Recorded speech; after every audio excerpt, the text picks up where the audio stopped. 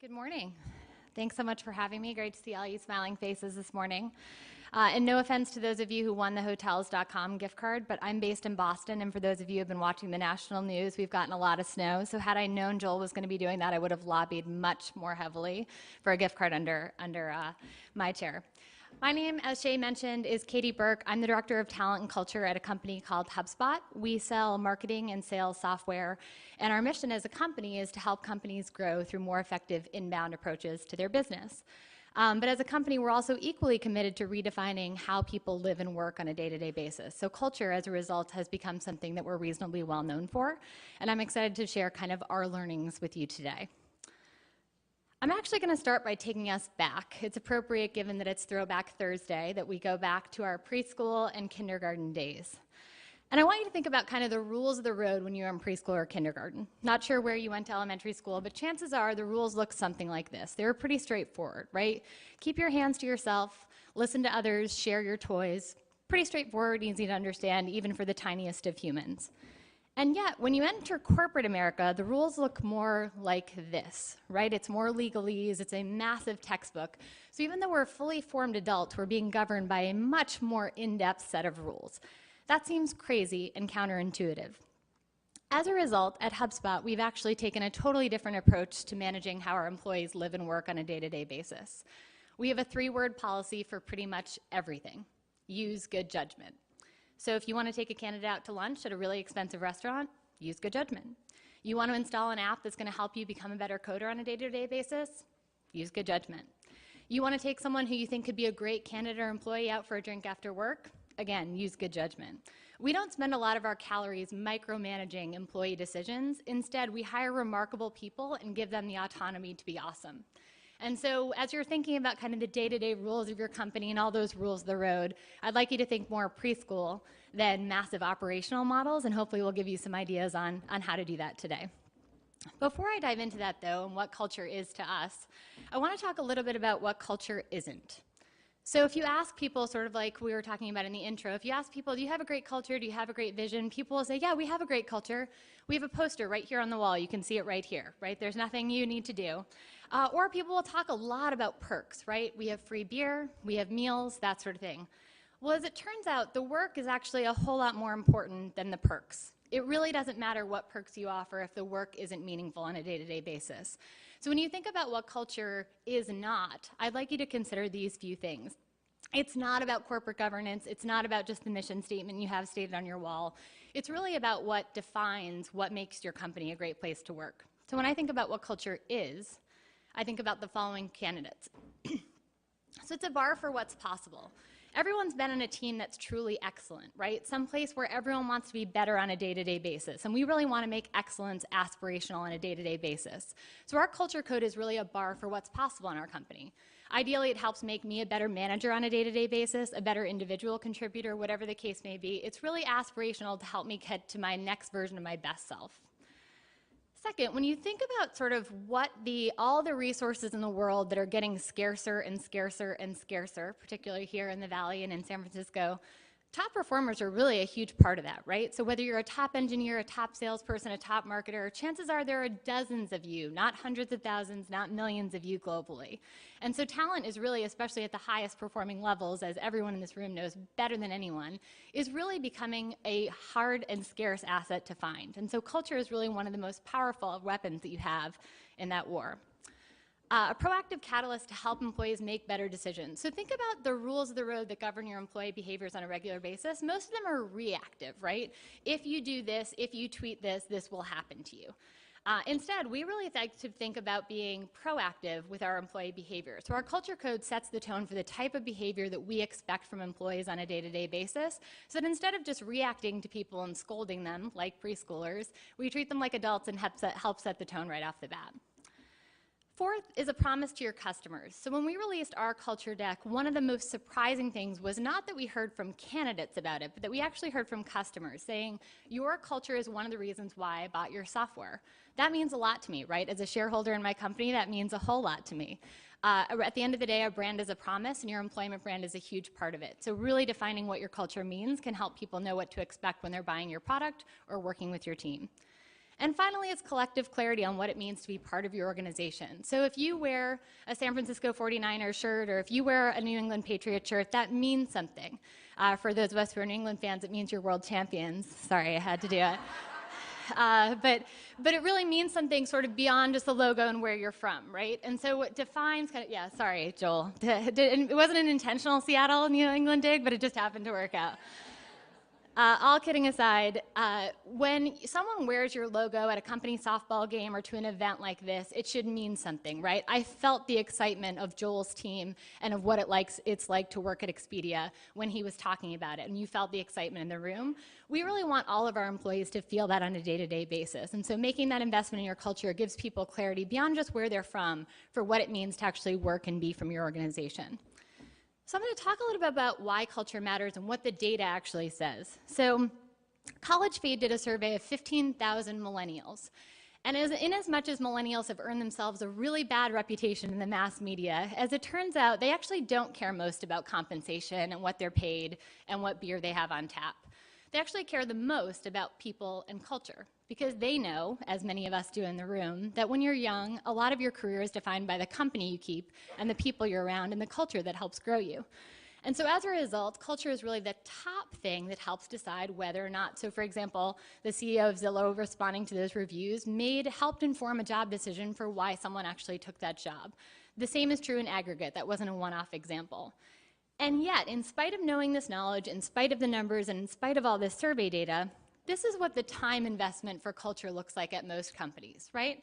Think about how many blog posts are written or how many executive seminars there are on product market fit, or on identifying the perfect venture capital elevator pitch to land funding, or on investing in your marketing to grow your brand and find customers. Culture is yet a tiny, tiny sliver of how we invest our time for the most part as companies, and I really think we can do better. So I would argue it's time for a wake-up call, that all of us in this room and that all of our companies need to spend more time, more capital, and frankly, more management energy on how we think about culture. And the reason I feel comfortable sharing this is that we had a wake-up call of our own at HubSpot a few years ago. We were very focused on all of these things for a very long time building our business. And our CEO, Brian Halligan, was at a CEO support group, which I envisioned to be a lot of people sitting there talking about their problems and challenges, but instead of couches in sort of a circular chair formation. And he was talking about HubSpot and our challenges as we grow. So he said, our product's doing well, getting really good traction, that sort of thing. And a CEO he has a great deal of admiration for, Colin Engel from iRobot, said, Brian, you're not thinking about culture. I haven't heard you mention culture. And Brian turned back to this graph and said, but I have all these other things to worry about that have to take top priority. And he said, you're going to realize before it's too late that culture needs to be a priority. So Brian thought about it. He kind of went back. He noodled on it a little bit, given his admiration for Colin. And then he did what everyone at our company does when they have a problem. We searched the wiki at our company and looked around. So it's our equivalent of the internal, just Google it, right? So we basically looked for it, and not a single person had mentioned the word culture in the entire first 4 years of our business. No one thought about it. It wasn't sort of in our consciousness. And so what Brian decided to do is what he often does with the biggest challenges facing HubSpot. He gave it to his co-founder, Dharmesh. So he handed it off, and there's just one tiny problem with Dharmesh overseeing culture at HubSpot. Dharmesh is our CTO and an engineer by training, and he's fundamentally allergic to people. So we gave him sort of the task of figuring out what it means to harness human capital, and he actually doesn't like interacting with other humans on a regular basis. You can see where this is headed. But Dharmesh did what any engineer would do, right? He started with the data. So he asked existing HubSpotters, what do you like about working at HubSpot? And what he thought he would get was sort of a myriad host of answers saying, you know, I really like the work and all that kind of stuff. And rather unhelpfully, our wonderful employee base responded and said, other HubSpotters.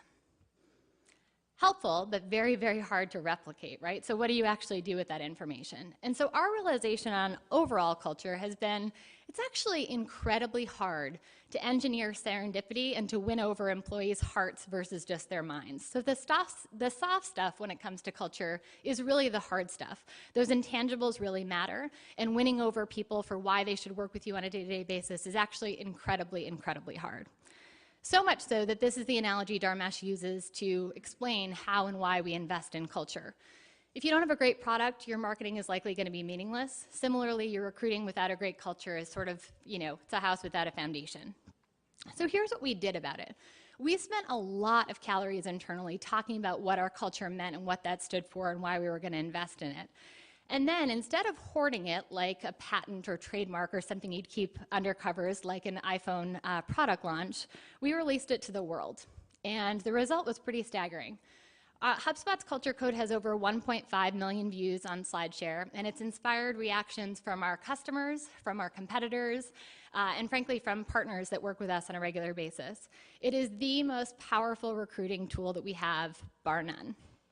And I think what's really exciting for us is that sharing what we stood for in the world really helped serve as a magnet, sort of a gravitational pull for the types of people we want to attract. So we're a fast-paced work environment. For people who don't like change, we are not going to be a best place to work. And what we found is that releasing the document to the world really helped draw in people who looked for that adrenaline, who liked that intensity, and who really wanted to work harder on a day-to-day basis, and for whom the pace was actually an asset versus sort of a net negative. And the other thing I would say with regard to Culture Code is Dharmesh is fond of saying, if you read one document on culture in your entire life, make it the Netflix Culture Code. If you read two, read the Netflix Culture Code twice. And if I make it to three, please read the HubSpot Culture Code. It's available at culturecode.com, and it's sort of our approach to culture, which, by the way, I should mention, to Joel's point, we're still working on. One of the reasons why I included the small number on the bottom right-hand side is we're currently on version 17.7.4. We iterate our culture code on a regular basis, and that includes both internal discussion and input from employees on what's working and what isn't, and it also includes some new additions. So we view our culture code like our Constitution. It needs to change on a somewhat regular basis and be a document of, by, and for the people, but we're also not going to change it on sort of a daily basis based on one employee's bad experience or something similar. So look for additional updates from us on that part. My hope for you guys is that your takeaway from this is that your products will change. At the end of the day, your company will shift. There'll be key leaders who will leave. That's sort of the inevitable ebb and flow of a fast-growing company. But at the end of the day, your culture will determine how you respond to the negative challenges that you deal with, how you scale, and how you're able to attract top talent moving forward. And so I think we can all invest more time and energy in it. I think there's a lot to be learned from it, and I'm happy to take questions if anyone has them for us. Okay, thanks so much, Katie. Any questions for Katie? Anybody? Yes, Joel. Coming up. Sure, I'll repeat it. What is, how do you create a culture code? Yeah. I'm on board. Yeah. How do we do it? Absolutely. So to that point, Joel, one of the things that SlideShare has nicely done is created basically a hashtag where any company can share its culture code, and so it makes it really easy to do so. And obviously, we get a ton of leverage out of Glassdoor and what we post around culture there, so highly recommend that you share as much as possible there. With regard to the how, not surprisingly, this was not a seamless process. It was a labor of love, as you might imagine. And so the way that we did it was Dharmesh took a first crack at the culture code, so we had a senior leader, specifically a founder level leader, involved in collecting feedback and kind of getting a first version together. He posted that feedback, or posted rather that alpha version on our wiki for feedback, both written and in person. Then he presented it at an all-hands company meeting so that everyone got a chance to kind of see and hear what he meant by it. And then he provided 3 more iterations actually before we went live. So as a result, we got a fair amount of employee feedback before we shared it with the world. The other thing I would say that we did that I think is actually pretty helpful is we, like Glassdoor, are trying to improve our own brand. So there are things, for example, you'll notice that we haven't done as great of a job as we should in terms of responding to recruiting or applicant feedback on Glassdoor. We still have some work to do there. So we're constantly iterating what's working and what isn't for us. One of the things that we did in our culture code that I think works really well is we specifically asterisked things that are still aspirational for us. So there are things that we're still working on, frankly, that we still need to continue to improve upon. We put an asterisk there. And the reason for that was the last thing we want is for an employee to read something and say, that doesn't ring true for me at all. It seems like something we're trying to get to, but we're not even close to there yet. And so instead, what it did was it acknowledged that we're imperfect beings and that not everything in the culture code is completely perfect. In fact, it acknowledged that we're working for, asking for feedback on how to make it better, that sort of thing. And that drove much better conversations internally and externally. So point being, I think culture code, developing your own culture code is hard work. It requires an appetite for significant listening and feedback. As you mentioned, I thought I got some great ideas from your presentation on that front. I think we still have some continued work to do to continue to iterate it, but once we were open to feedback, it drove some really good conversations internally and externally for us. Great question. Great question. Any other questions? We have time for, yep, come back. You guys get a break right after this, so hang in there.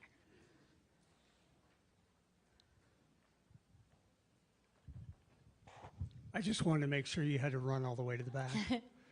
I really was interested in your culture aspirations you talked about earlier, and the one where you talk about a promise to your customers. Do you, as part of your culture code, have you developed sort of a promise to your employees? Yes.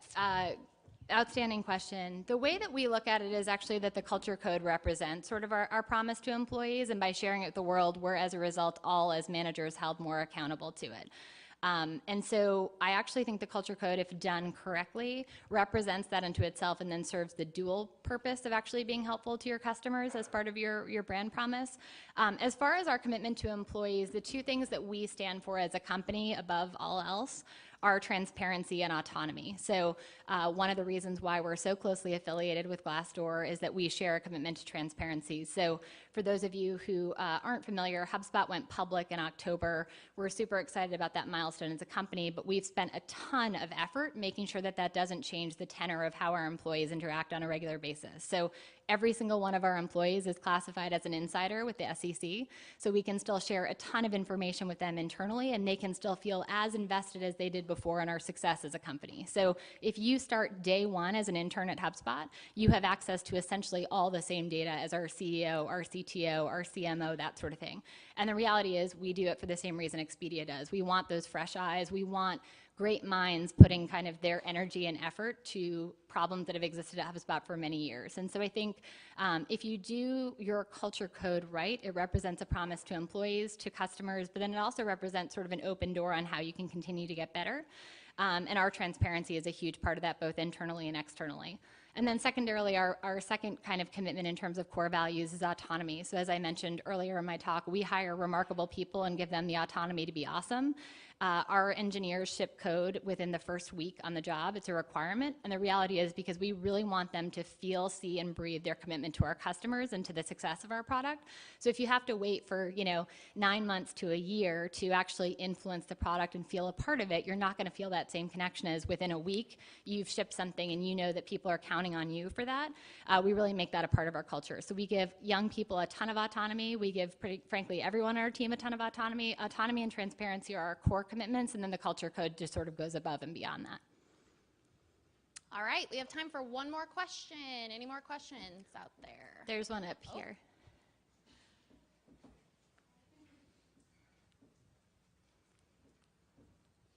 Sorry, Shay, you're getting a good work. You're getting a workout today. Hi, I am a content marketer, and so I'm a huge fan of your blogs and great resources about social media, content marketing, and all of that stuff.